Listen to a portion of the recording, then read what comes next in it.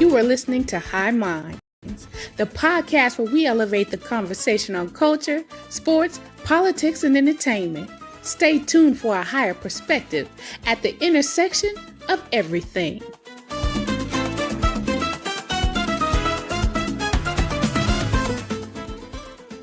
Yo, what's good? What is good?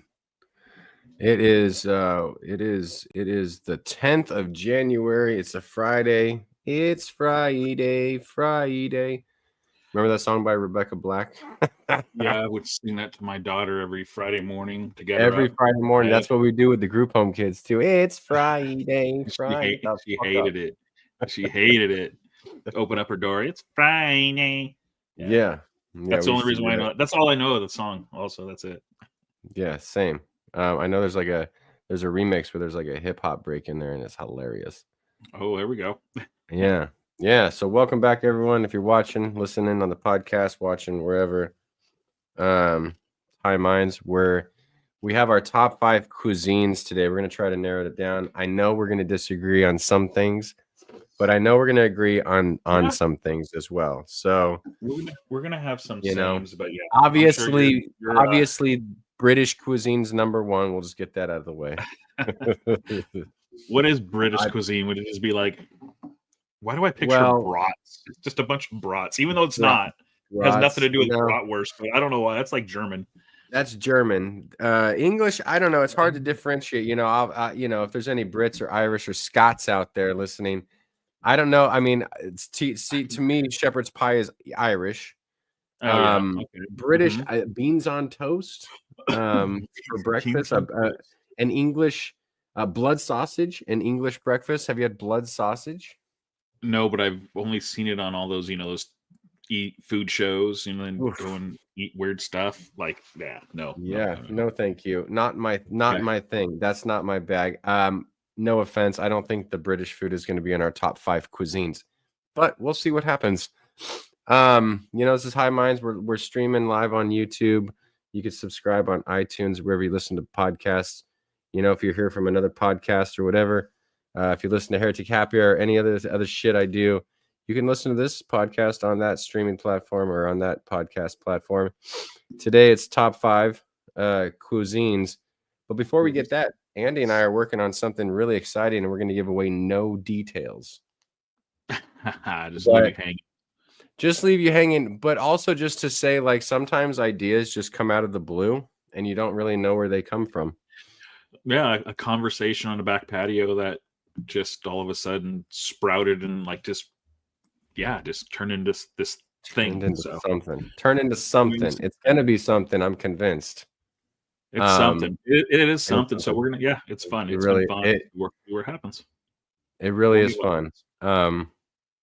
It's a different kind of creative project, but I mean, sometimes, like I said, I don't even know who brought it up. I don't even know how we stumbled into it. The power of cannabis, I will say. Oh, it was 100%. It just happened through a conversation. A conversation started, and you know how things just go left, right, and eventually loop back around. And this one led down a road that I never even Imagine so. And it's never planned. So we'll see. And then it'll be we'll fun. see. It's gonna be it's already fun, so it's already worth it. It is really fun. My glasses keep fogging up. Ain't that about a bitch? You ever realize how are your glasses prescription? Yes. Mine go quick. Yeah. I need to get a new prescription. I'm like, holy shit. I've had these they help a little bit. They're so scratched. You can probably see the reflect. They're just bad. I had them sent in because I have a big old wide head. So I've been wearing these forever.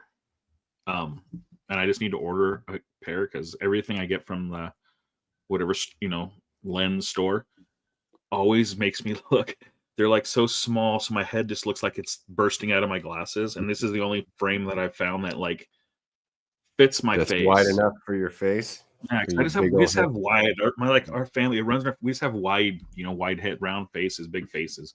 But so that's why I'm just holding on to these. They still work. I don't wear them, when I'm out and about usually. I should wear my glasses more often. I feel like I look better with glasses than without them.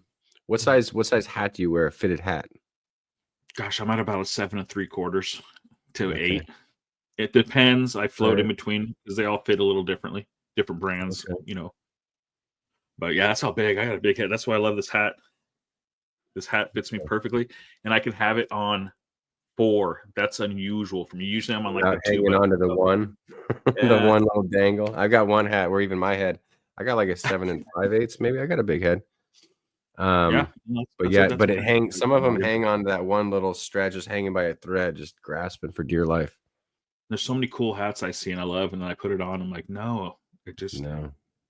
So the worst is the headache after you wear a hat too tight all day. It's the worst headache. Yes, that's bad. I hate that. And you have that ring, on your forehead. Yeah, that dent. Yeah, I used to have dent that on your forehead. I remember. Yeah. So what do we got going on right now? We've got the Ohio State is playing Texas in the semifinals. Notre Dame made it through to the championship, right? Against Penn State. Yeah, that was actually an exciting game. I didn't think it was going to be. So it was. You texted me and was like, Notre Dame's just getting ran. Oh, they were getting but the score didn't reflect it. They were getting dominated. No. I didn't watch the first half, but the announcers like Penn State dominated the first half. They did. Yeah, that's what happens if you don't capitalize, though. It can bite you in the ass in the end. Yeah, I mean they were just their drives were like 7-minute drives and then a touchdown. Yeah, so it was just they just had the ball and they were just running it all over them. So you're just watching this game going, oh, this is going to be a boring game. And then the second half started and it was like just boom. I missed a lot. I was cooking dinner and then I came back up and what the hell happened? I'm like, fuck. And I watched the ending and then the ending was, crazy going back and forth. And then the interception, then some bad calls. And I normally, I hate, especially in playoffs. That's the thing with the calls is when they call, stuff that you call normally in the season, you're a little, ticky-tacky or kind of like, oh, it was a penalty, but you could have let it go. I think in the playoffs, they got to let them, some things go. They call stuff that's just like, you just affected the outcome of the game off of, I guess technically it was a penalty, but I mean, you haven't been calling it all game. So it was one of those penalties, and you're like, dang, that just sucks. It just sucks when you see that in the end zone, too. Yeah. You're just like, it's just like, dang. And you're like, I never liked all that.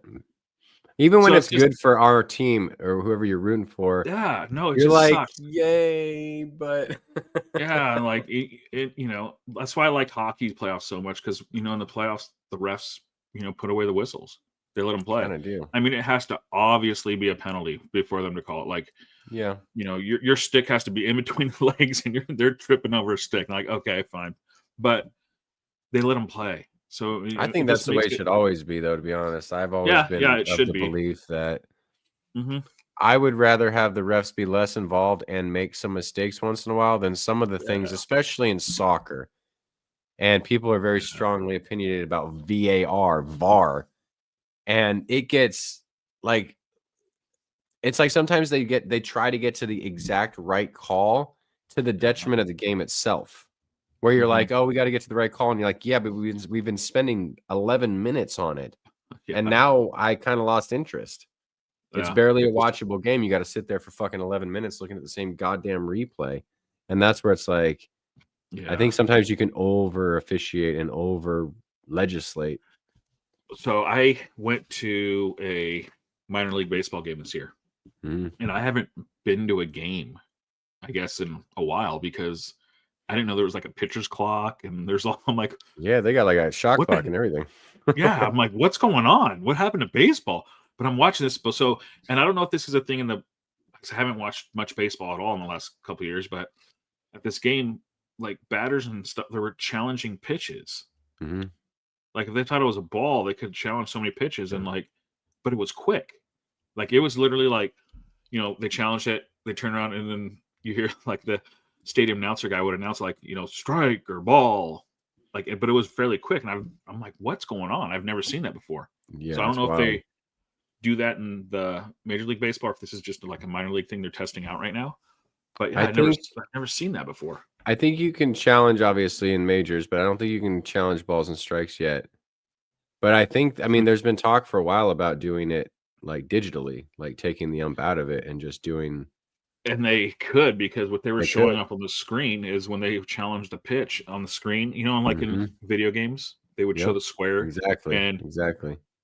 There's all you need is, I mean, it knows exactly where the ball's crossing. It's accurate, like pinpoint. I'm surprised they haven't done that with hockey at the goal line, because they do it in soccer. Like if the ref doesn't know if it went in, like let's say it hits the top post, bounces down and bounces out, he doesn't look, he just checks his watch, and the watch tells him if it crossed the line. And then, so you'd think like they could get that with football, they can get that with hockey too. Yeah, it's coming. I think it's just a matter of time. Eventually. It's just it's going to be a few more years when all the old people that don't like to change change anything about the game, that generation slowly starting to die off. It's just that age. The purist, the guy that sits at the baseball game that scores the game. So. Yeah, that guy. All right. Well, Carrie's asking top 5 what? We've got our top 5 cuisines from around the world. And I don't think we're going to agree, but we're going to try to. I mean, we're going to try to get a good list going, and then we could debate on it. We have to do so.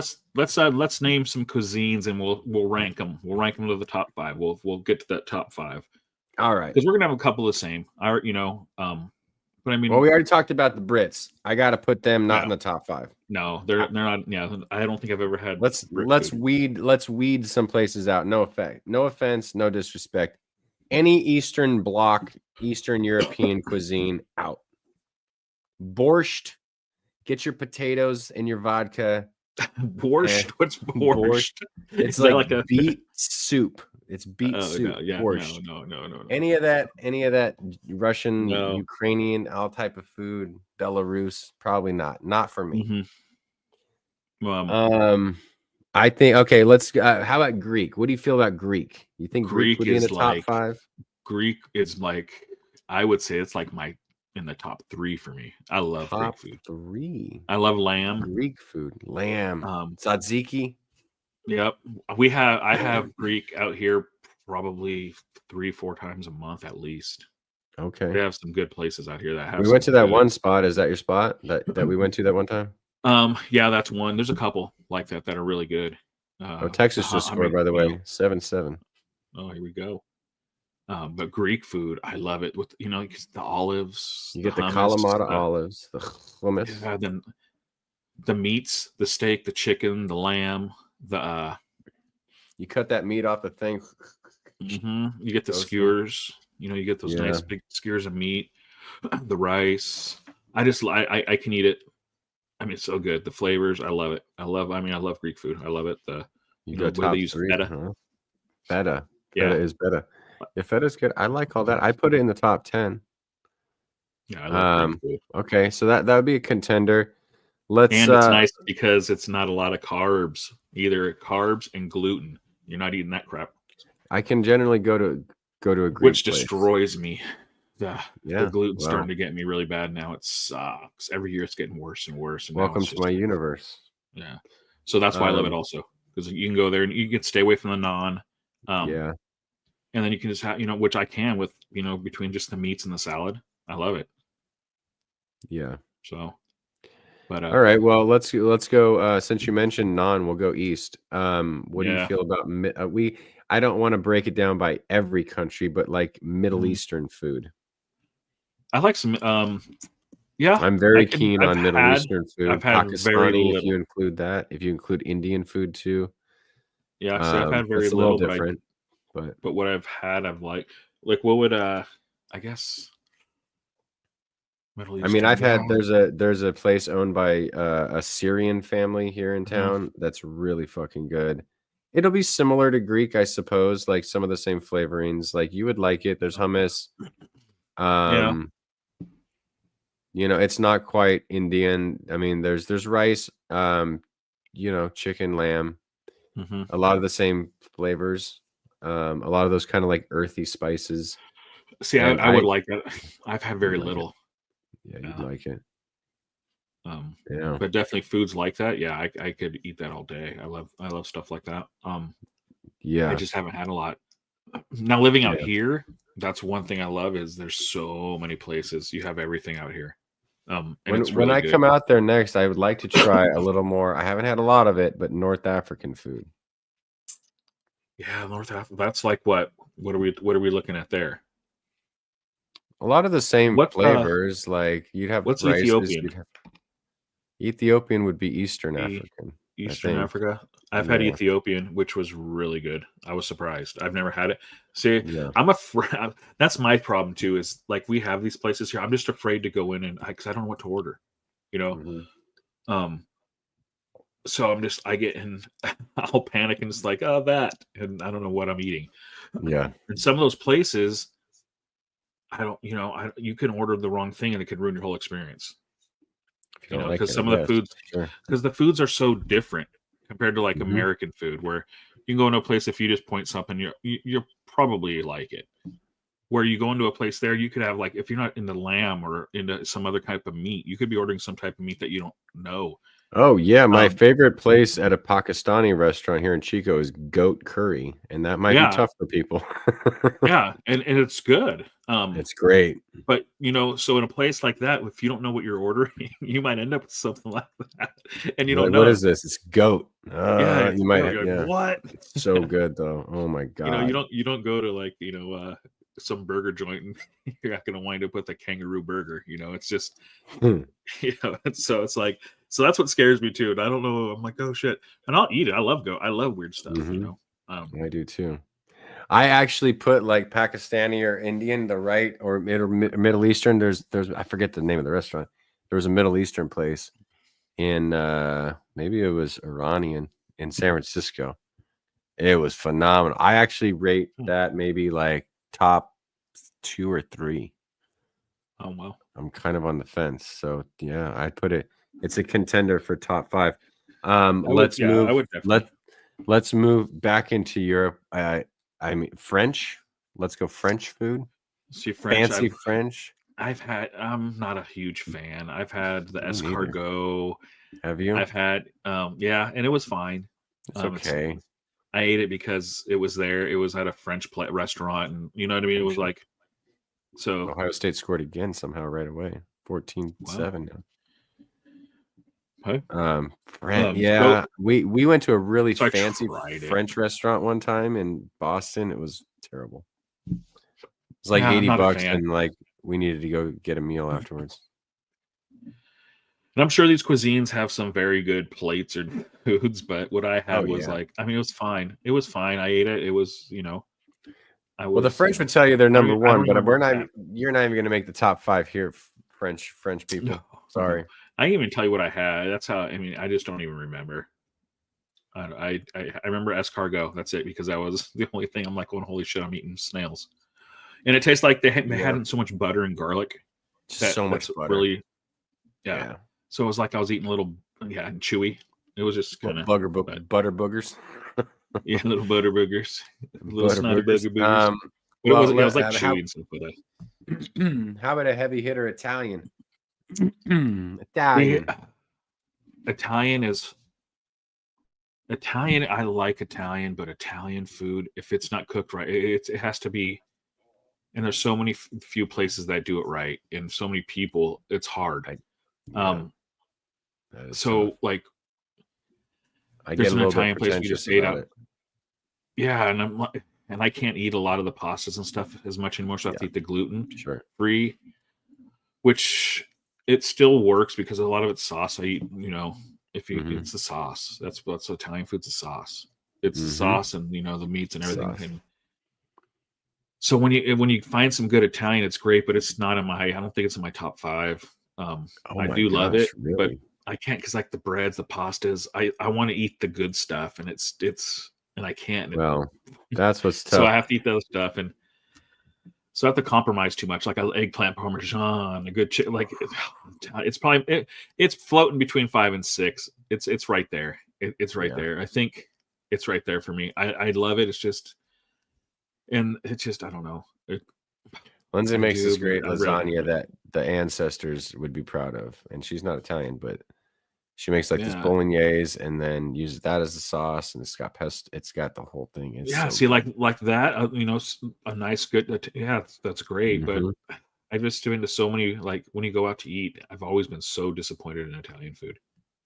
It's hard to find a good Italian place. It's, I don't know. Well, to be fair, like we're on the West Coast, so it's probably like finding a good Mexican place back east. It's gonna be tough. Back east is probably, there's all kinds of places and all kinds of time. Go to the North End in Boston. But out here, there's a couple good places out here supposedly that are supposed to be pretty good. I went to one old place, and it was good.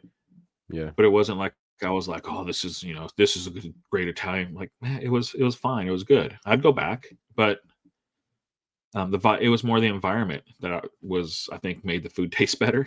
An old style, old building's been there forever. One of those places, so it's that kind of goes along with the food. I think sometimes you just get that Nona's recipe. Yeah, I think it's called Batista's Hole in the Wall. It's literally built around, like the strip's built around it.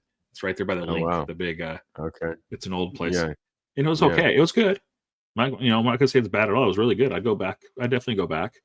But top 5 stuff. All right. Well, yeah, but I mean, what I think I put it number 3, but I it's hard because I can't eat gluten either, so I can't participate in my own people's food really. I think my 5-6 was like Thai and Italian. All right, they kind of flop. Thai food and Italian food for me are kind of like they can go either. So it's like that Thai place that's why we went to in Fremont was so good. That was actually really, really good, and I was surprised because usually a lot of those restaurants are really good, but it's a lot of they're touristy kind of restaurants. So that one wasn't though. That seemed like a legit Thai place. Yeah, no, and it was good, and that's the nice part where we were at. It was more locals. You can tell just the vibe in there wasn't the party. The pad thai was perfect. Really they had the fat bat bacon for the appetizer. Yeah, that was really that melted. That stuff just melted. Yeah. See, I put Thai around the same as you, 5 or 6. Like it's right there on the edge. Thai food, and that's where I float between Thai and Italian. It kind of goes back and forth because then I'll have a really good Italian meal. And I'm like, fuck, it's back, and then so it's like so that's where I'm at with those Thai, Italian. So I'm loving Thai more and more. That I'm eating more and more and more, and finding these cool, nice, good places. Yeah, I get nerdy about the pad thai. I always have to try the pad thai if I try a new Thai restaurant. I know it's cliche and it's a staple, but to me, if you cook pad thai right, you everything else is probably pretty good. Yeah, I do that a lot with I mean, for me, I'm that way with like Mexican food. Mexican food is just that's the one though. For me, that's the top one, but I'm the same way with beans. That's why I'm with refried beans. I'll try their beans. If their beans are just blah, like if you're not spending time on the beans, then you're not, You're not spending time. What do you even hear? What are you doing? Your pastor, I mean, in a place I that was has like so disappointed in this. Do you ever go to Seoul near my house in Chico? Yeah, that place terrible. I got carne asada tacos, and it was only because I was like, I don't even remember what. I never eat there because it's not good. And I was like, oh fuck it. I got 2 tacos just on my way somewhere, and it was like, this isn't carne asada. It's just steak chunks cooked in a pan. See, that place is slowly no marinade. Yeah, it slowly kind of went downhill. When we first were out there, and we went there a lot. I would get their like burrito bowl they make because that's all I would get, that or the carne asada fries, because it was the fries and everything. It's like everything else. The burritos, tacos.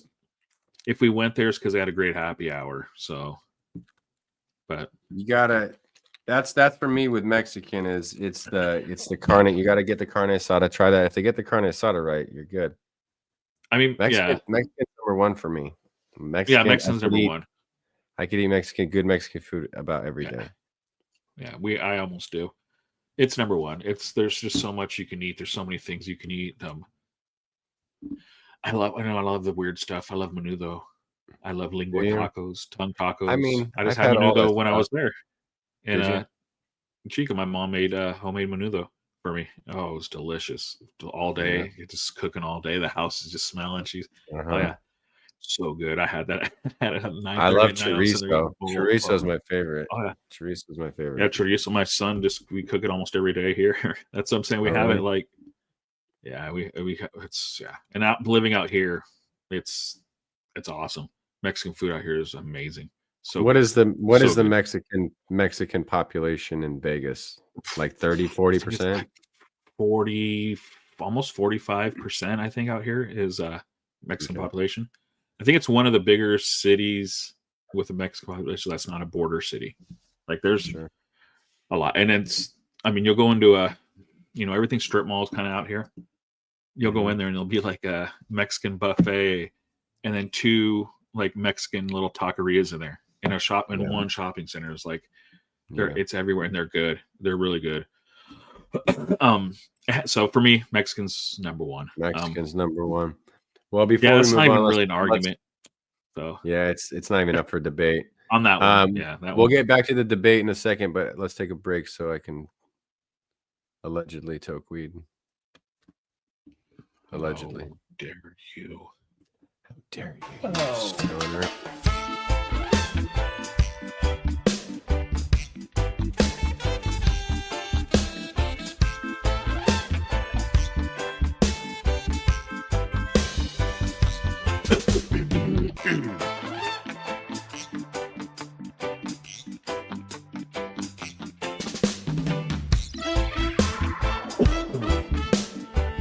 That Uncle Arnie's is kicking in.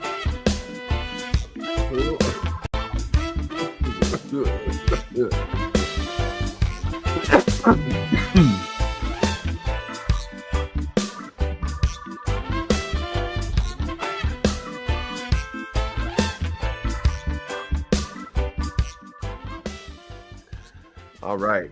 Well, we're back. All right. So obviously Mexican's number one. Mexican's number one. That's the number one. So that's where we left it off. And all right, we're on Mexican number one.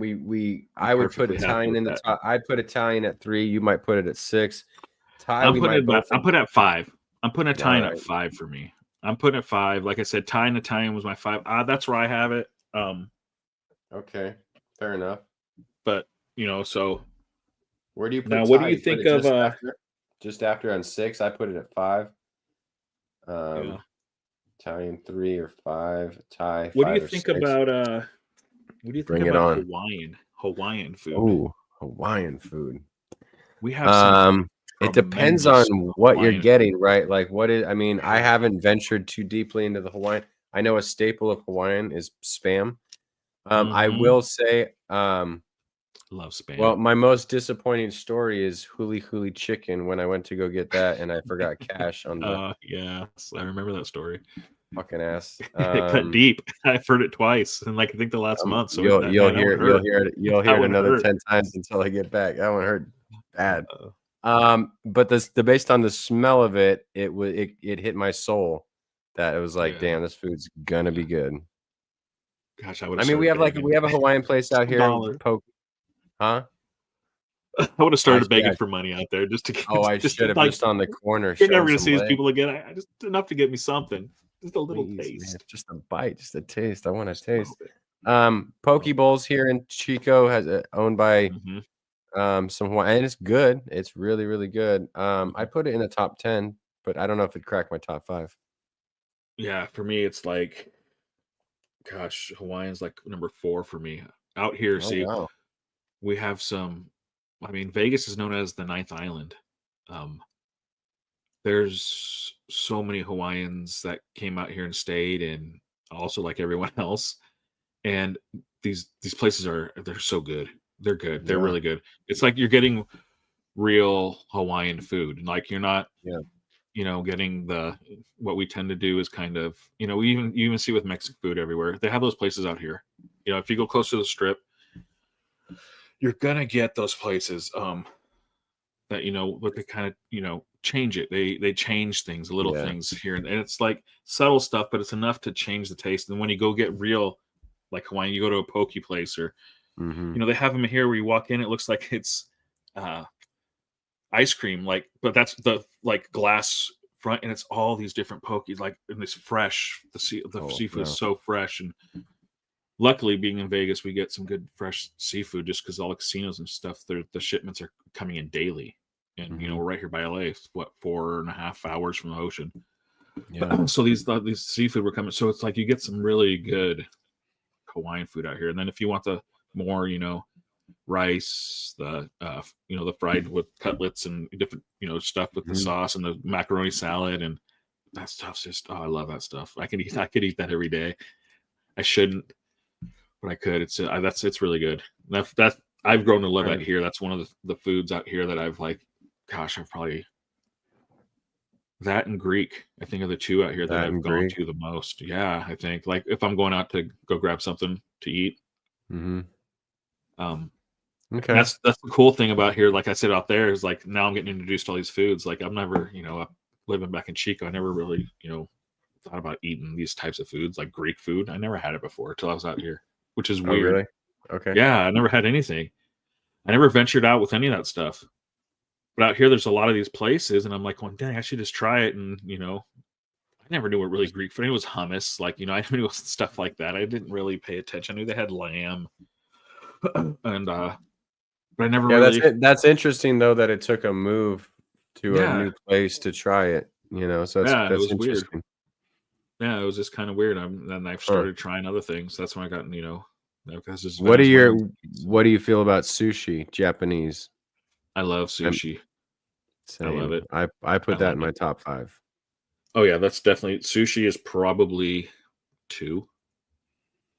And I say sushi because for me, I can't have a lot of Japanese food because if you get the ramens and things like that, they're wheat noodles. Yeah, so my Japanese experience is typically sushi. But I go all the types of sushi, the raw, the nigiri, the sashimi, the whole thing. I love it all. Yeah, I love all that same thing. And that's what's cool out here is the same thing. The different, we went to that revolving sushi place. That's which dangerous. Yeah, it's good. And that place is that's good sushi. It's not the best. We have another place that we found. We found multiple places out here now, so we're finally narrowing it down to our favorite, places to go. And they're these little places, and they're little inside too. There's seating maybe for 20, maybe. Yeah. You have to get there or make reservations for it and stuff. Some of those are the best though. Yeah, and I go on there now, just order. I just start pointing at things I just want to try it, and I'll we try everything, all the baked rolls and all these just different things, and these places are just it's so good. I love it. I could eat there. Yeah, same thing weekly. Yeah, I'd put all right. So Mexican 1. What do you go with number 2? I put sushi Japanese number 2. Number 2. I could eat it that much. Mm-hmm. I'd put it 4. I could put it 2, and then I had like Greek for me would be 3. Greek would That's be how much 3. I've been eating it lately. Yeah, I love it. So I'd probably and go like then Greek, like 7 or 8. and then then like Hawaiian and Italian for me. That's been kind of like my my go-tos. But I could definitely see though. But then there's stuff like, like Chinese food. I love Chinese food also. See, I But can't. what is I can't traditional even. Chinese food? It's not going to be what you have in I like America. Yeah, that's the thing. So we're eating American Chinese food. I'm Mhm. assuming for So it's like I don't. Yeah, I can say I like Chinese food, but if I had probably really real Chinese food, I don't know what You is don't them. know. Yeah, it's the same with And they Mexican food. use soy sauce and everything and fry everything. So there's, I mean, at least in Mhm. American Chinese food. So Yeah. if you took me to a Chinese place, I'll probably just get the green tea, and that's Yeah. it. That's all I'll be able to Yeah, eat. so that's why for me, like that's sitting around 7 or 8. I like Yeah. American Chinese food. I can eat Right. American Chinese food all the time, but it's been one of those declines. Like it seemed like when I Yeah. was younger, I ate a lot of it. Now it's kind Sure. of going the opposite way. Yeah. So, but yeah, I don't know. Yeah, I go 1 Mexican, 2 Middle Eastern or Pakistani, Indian. It's kind of hard to distinguish. 3 Italian, 4 I think Japanese sushi, and then Thai. I think Hawaiian I might go right out of the 6, 7, 8, something like that. Have you had Peruvian food? I don't think I have. I've only had it once, and I think I had something with calamari.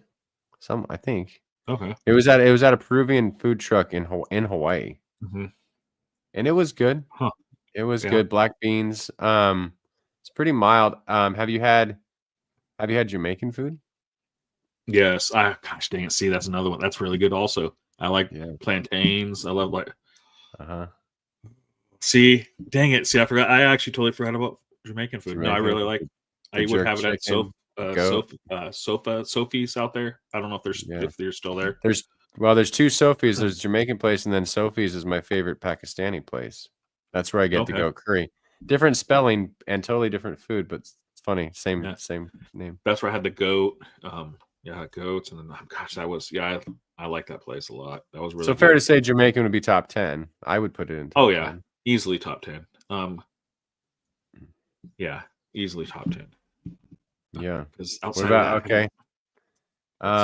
What about what about Egyptian when you had African food? I don't have a lot of experience with African food. I think all I've had is the Ethiopian. We went to an Ethiopian place in Sacramento.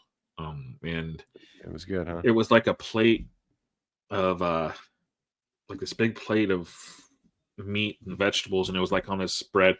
I think Beth last time she was in here, we were talking about it in the bread. She knew the exact name. And you can't break it off and you eat it. And it was really good. It was really good. But it was one of those places though. Also, I had to go with someone that knew the food because I wouldn't know what to order. I wouldn't have know what to order. And sure. So, and it came out before I think these little fried samosas, maybe or something, or maybe. Like that. I mean, samosas. Really I think they have in Indian, but there's probably samosas in other. Yeah, I had them there. That's what I remember. Like a meat pocket, kind of appetizer. Sort of pocket. Yeah, like little fried. Look kind of like a. Remember the old footballs in school used to flick. That's actually what it reminded me of, but a bigger one, and it had like some meat and stuff in it. Really good. Yeah. So, but that's all I've had. So I don't really know much of, other. And what I had was good. So. Have you had Spanish or Portuguese food? I mean, I cooked the paella, so you had Spanish food. Yeah. You know what's crazy? And I just never paid attention. So this is where they bring Spanish and Portuguese. Is I found out that I am 33% Spanish and Portuguese. Oh, really? Welcome to the mainland. the homeland. My 23andMe changed because I'm 64% Italian. Oh, really? I thought you were more Mexican. No, I'm sorry. I'm not 33% Portuguese. I'm sorry. It's like 20 or it's like 23 or something. Yeah, I forget. I was like, which it changed. Something shifted. Yeah. And then I'm Mexican. I'm 23% Mexican, and then I'm like maybe I'm right below that, and then I'm like a bunch of little like whatever 1%, 0.5%. It's like a bunch of those. Bunch of them. I even have actually Irish. I'm like 6% we all do or something. Yeah, I've got English. Irish. We all got Irish and English. Yeah. Wonder But the why. Spanish Portuguese though was like a big chunk, like over 15%. And I was like, that's new. And so I thought like, well, I don't know, this is weird because it just all of a sudden appeared. It wasn't on number 4. And then and they took away from my Italian. So now my Italian dropped. So Italian was like 64. So my Italian, so something in there they found. You got un-Italianed. Yeah. So, and I did it like the 23andMe, and then my mom did that. She did an ancestry one.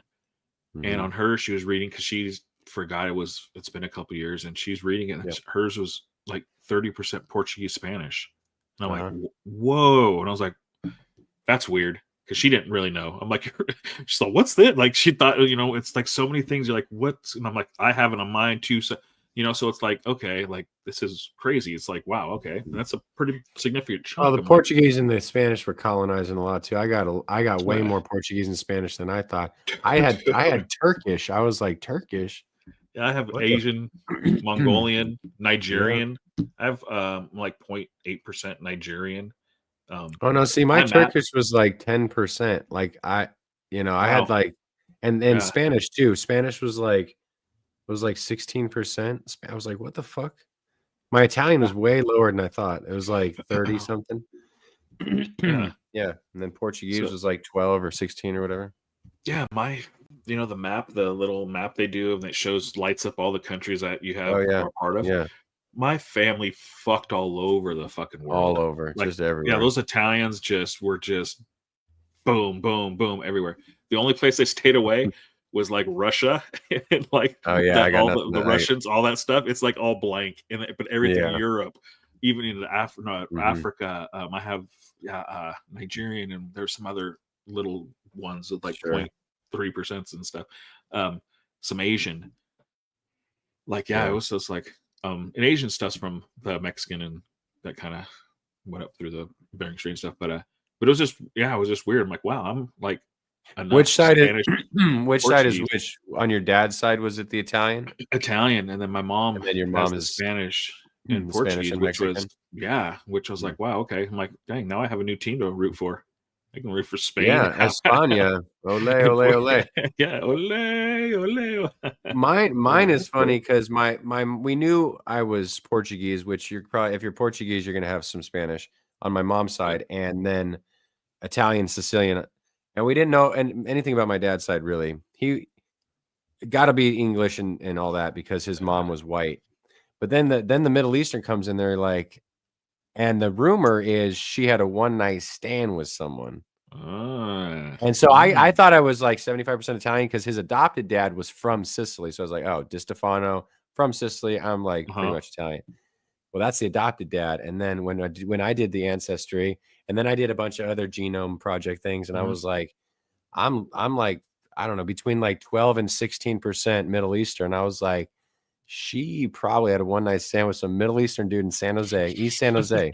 Never told no one about it.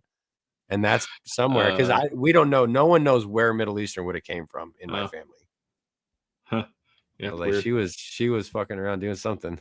Yeah, that's wild. Allegedly. Yeah, who knows? I mean, a lot of people are finding that out. Like a lot of people. So it's been funny too. Some people that have been like in the Ku Klux Klan leaders. You see those? You see those like on Maury. Find out they're like, you're 3%, Nigerian, and I was like, they freak out. Yeah. It's like, oh, it's hilarious. There's a funny one, and it's charming, and it's Larry David. He finds out. He's Jewish, right? But he finds out some stuff in his family that he had no idea, and he doesn't fight it. He's just like, it's interesting to see someone have the realization that your background includes stuff like when families find out like, oh, you had slaves or Confederate soldiers, and it's wild. Oh. I know there's a lot of people that thought they were Scottish. And that's what we thought growing up. Always told like, oh, we have Scottishness, we have Scottish, you're Scottish, you're Scottish. And people enough where they have Scottish, tattoos and all these things, and come to find out they're Irish. Because, back in the day when they came over, Irish were looked on, down upon, like they were like, scum. And so everyone would say, oh no, I'm Scottish, we're Scottish, we're not Irish, they would just play Scottish. And so, and my last name wasn't Colenso, and I think in the books on Ellis Island it's Colenza, so I think they misspelled it. The A was supposed to be Colenza, and then because I think it's in there, my son was doing a bunch of research on all this old stuff, and he found. But how much Irish or Scottish do you have though? I have I gotta look in. It was like 6%. Okay. So my great grandmother was McClish. She was McClish. She was old Scottish lady. Yeah. Let me get after your McClish. When they came over, that's what they told everyone they were Scottish, but no, she was Irish. Oh. So that's where I got the Irish from. So from my great, and I met her. They lived in Fresno. They live in Kingsburg on a ranch, my grandparents' ranch we had, and but she was just an old. I remember she was like a mean old lady too. She would just chop the heads of the chickens off. Oh yeah, they just chop. Cause they live on a ranch. Living on a farm. They'd butcher pigs and stuff. That's why I raise egg layers. Yeah, no, it's wild. I saw that as a kid. It traumatized me. It traumatized me. Yeah, I was like, because we were having a big boil them, take the feathers off, all that shit. Yeah, I mean, it was cool because we had a big family reunion up there, and all the food was from the ranch. Like they butchered a pig and then they buried it, cooked it underground. All the chicken was from the farm. I will say, speaking of cooking pig, but going back to Hawaiian food, you ever had pork cooked in the ground under the banana leaves and all that shit? Well, that's what we used to do down in Southern California, but it wasn't banana leaves and stuff. My parents, we would do that in the backyard. They would do that all the time. They would buy suckling pigs or whatever, the smaller pigs, and they would bury it with charcoal. But my dad, I remember growing up, and we'd have in the backyard, there'd be a big old piece of plywood on the ground because that was our pit. And they would, on the bottom, he put a grate on the bottom and laid it and did all stuff in but they'd do charcoal and cover it with dirt and it would sit there for hours. So good. And then they pull it up and that's what they would eat. Because we used to have down there, they would just, I guess, would have things. But I remember that as a kid growing up. And it was something they would do. But they wouldn't use banana leaves and stuff. I don't remember them doing that. But I remember all that food with that pig was just, or whatever they would do. I don't know. He would probably cook whatever, but it was really good. But same thing. So I know when they do those pigs and they open those banana leaves up and it's like you just wrap them. It's banging. And that's why I don't think I could ever be vegetarian. I have nothing against. I like vegetarian meals. I eat vegetarian all the time. I try to eat as much as possible, but every now and then some barbecue. Gosh, that's just. What about American cuisine? I mean, like American barbecue. That's. Would you put American in the top 10? I love barbecue. I just don't eat as much meat anymore. So that's why it's dropped for me. It's dropped on my list. But as far as like a brisket, ribs, I still love it. There's, we go out. It's uniquely American, right? Mm-hmm. Yeah, barbecue is 100%. Do you know the difference between the different regions? Because I know if you're from KC, if you're from North Carolina, if you're from Texas, you're going to argue that yours is the best. Yeah, it's like I know it's to do with the sauce and rubs. A rub. There's more to it, I'm sure. I'm sure there's, but I know different regions are more dry rub. I used to watch the barbecue shows years ago. I kind of knew more about it back then. But then like some sauces are like more molasses and some are more vinegary. Yeah. Depending on the region. Mm-hmm. I used to watch them, but I don't. But so everything's like regional. Pitmaster. Yeah. And they have Memphis. They got their own. It's still on. I go flip through the channel sometimes and I'll see that show still on. This big old like. Who doesn't love watching people know how to cook? Yeah, I like watching all kinds. I love cooking channel. I love the cooking channel. And in American, you got a good burger. I don't know if we invented it. You can't beat an American thing. It's Is it a what is American food? What would be like American food? Like a barbecue? Barbecue for sure. Is a burger like a burger? Where was the burger invented? Burger? Oh, I got a good question for you in a second. And I got a good answer. I don't know if I sent you the video. It originated in Germany or the United States. So I mean, I think if a burger plate like, but I mean, but as far as a modern burger seems American to me. Yeah, 100%. I would put that there. Burger and fries.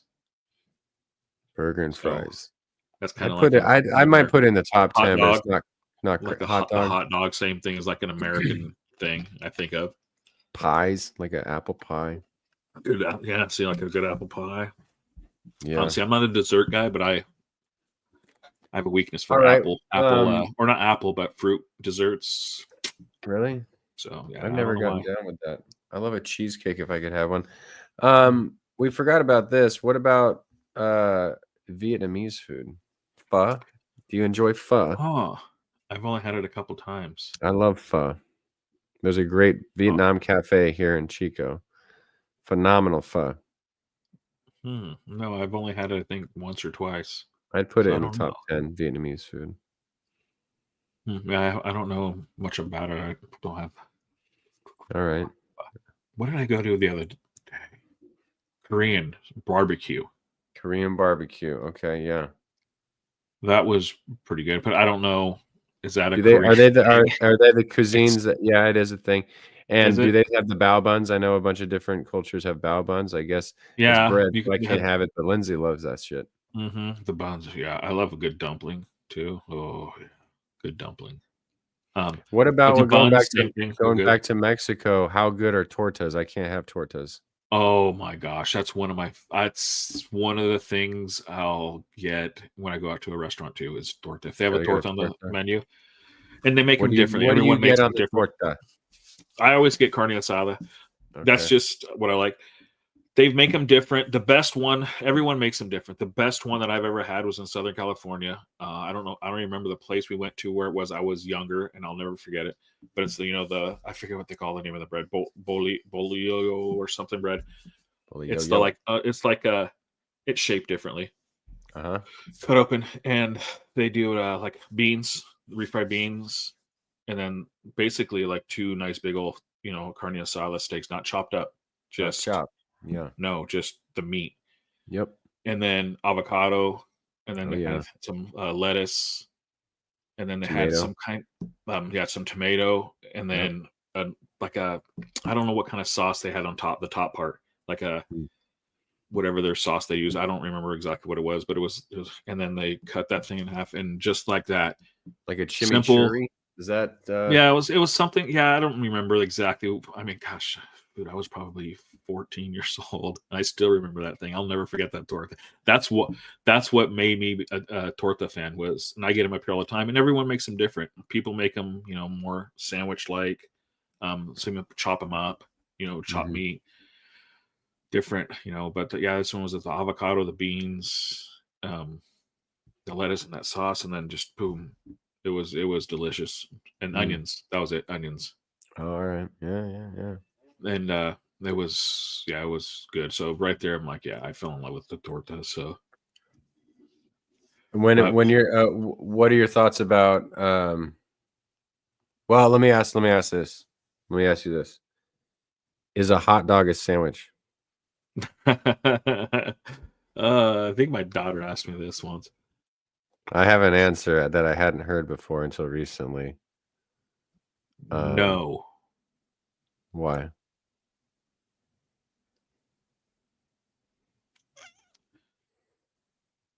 Is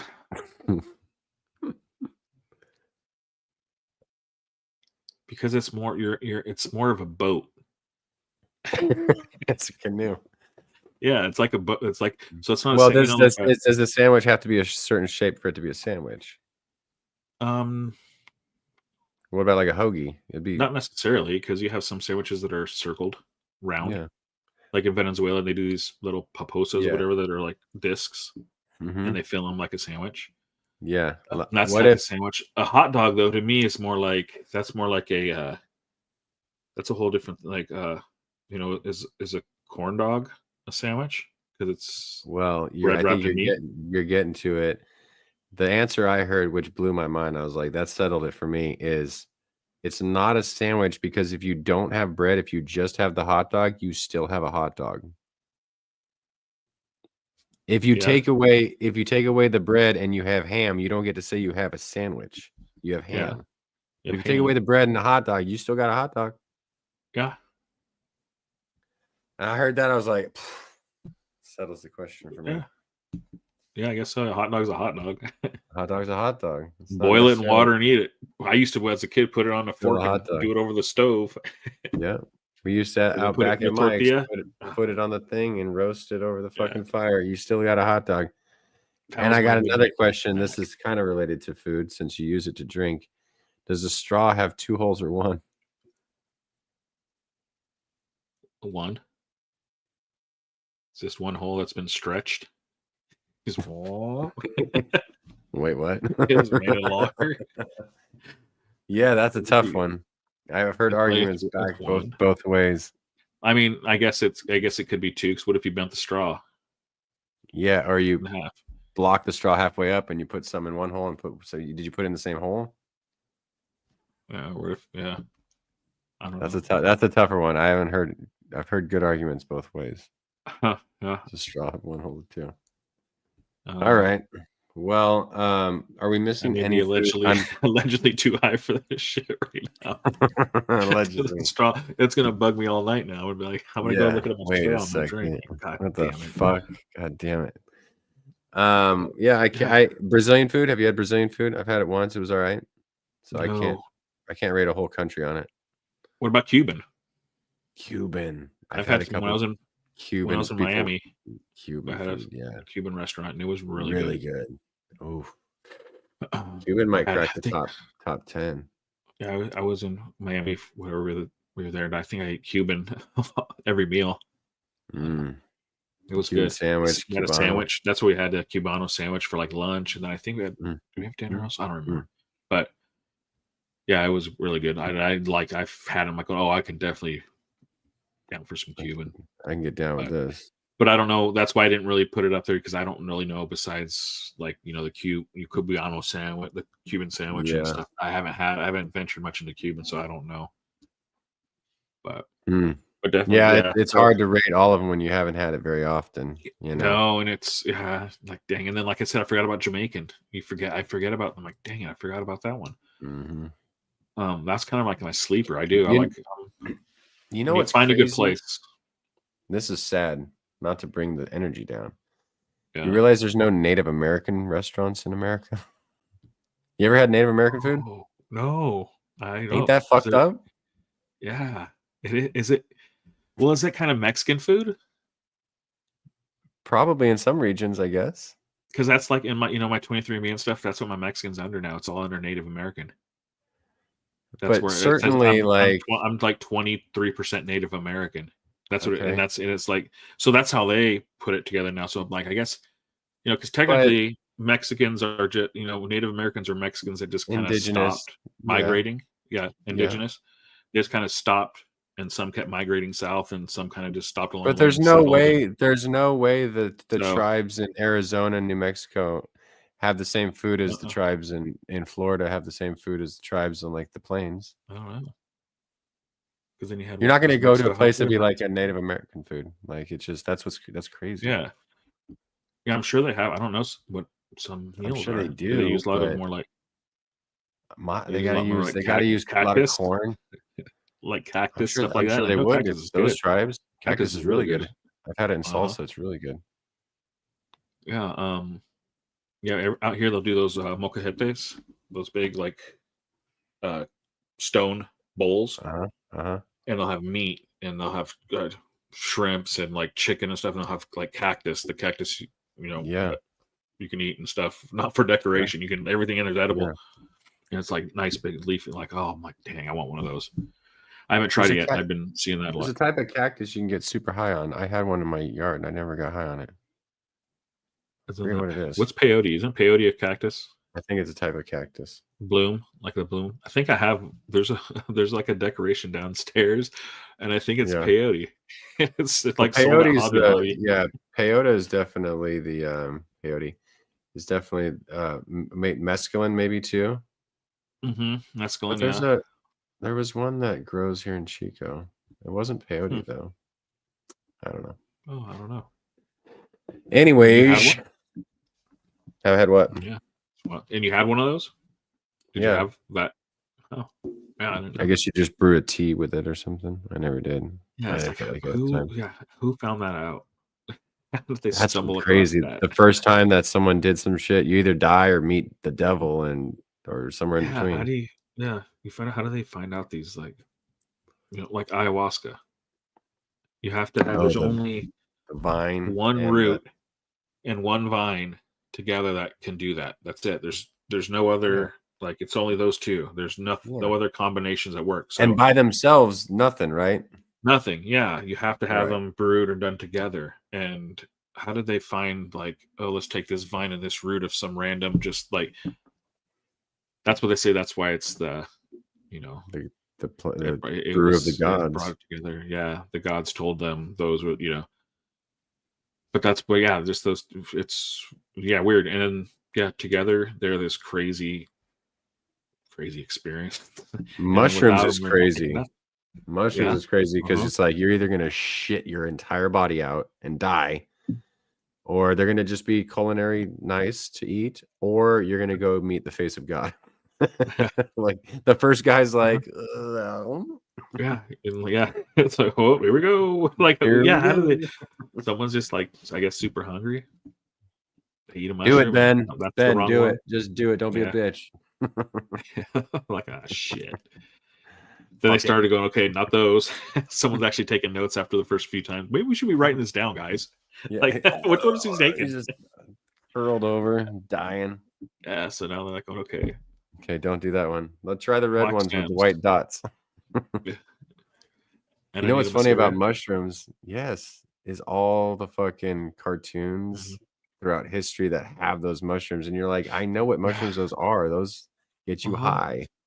Yeah, those are the fun mushrooms. Those are one of the fun mushrooms. Well, because a lot of the cartoonists, a lot of the people that work behind the scenes were just every day fucking a lot of them are young out of college and art and stuff, so they were doing these and like going, hey, let's put this in there, like damn well we always used to do it. Remember that cartoon VeggieTales? VeggieTales cartoon. Yeah, a lot of the voices were comedians. It was just extra work, and they said they were high as hell doing those things. I forget which fruit he was, but he's like, every day they would go and just blast, like, go out and smoke a few joints before they go in and start recording. He's like, before they become a cucumber. Talk like that.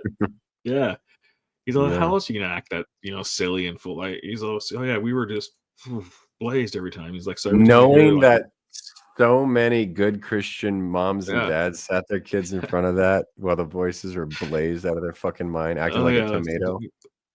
Yeah, and I don't know if he did how many seasons, because it was a big thing in like the movies. I think he said he did the cartoons, like but I don't know if he was exclusively the whatever.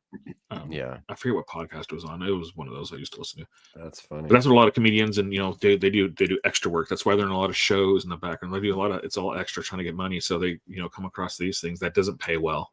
They aren't paying those. He's like, it was like a couple, whatever the minimum was for their unions, so whatever. So he's all basically it. Yeah. Because they didn't have a budget. Those little Christian movies, they don't have budgets. So it's like, it was just a gig. VeggieTales blew up though. It became. Yeah, no, it did. It did. Mm-hmm.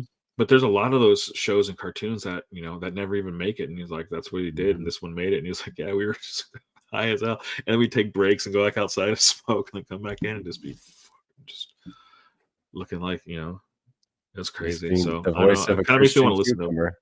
Yeah. I don't know if it was. You watch it all differently, knowing they're high as hell, watching that whole thing. Well, it's like all the old cartoons and movies, all the perverted stuff they have in them. It's crazy. So it's wild. Yeah, it's like, yeah. I'll never forget seeing the original cover of the original Little Mermaid. That veiny ass dick on the tower. And if you're gonna have a bunch of guys, why is it with the guys the first thing we draw? And it happens as a young age. The first thing you draw is a penis. You're in school, you're gonna draw a dick on your, like, remember you used to have the old paper bag like book covers. Somewhere on that book cover. Do you remember how to do it still? Probably not. Actually, if I started doing it, it'd probably come back to me a little bit if I had to hold it. Draw the Stussy sign on there, and then a big veiny dick. Yeah, it's like, why? What is the obsession of like boys? It was just something girl always. The car, when it would snow, you go always a dick. It's always like a dick. Yeah, I don't know what it is, and it never stops. Even if I would probably go do it outside, take a piss. Sometimes you're taking the shape of a dick. It's like I don't know what it is. It's just obsession. It's an obsession. It's weird. Yeah, there's a psychologist who could probably explain it, I'm sure. Oh yeah, 100%. We're yeah. I don't have enough letters behind my name to explain it all, and I'm too high. And yeah, let's piss off out of here, and let's work on that one thing we were working on. Yeah. That we can't talk about. We'd have to kill you. Yeah. If I tell you, I gotta kill you. Well, thank you all. Yeah, let's make sure you rate and review. See you next time. We out as ya.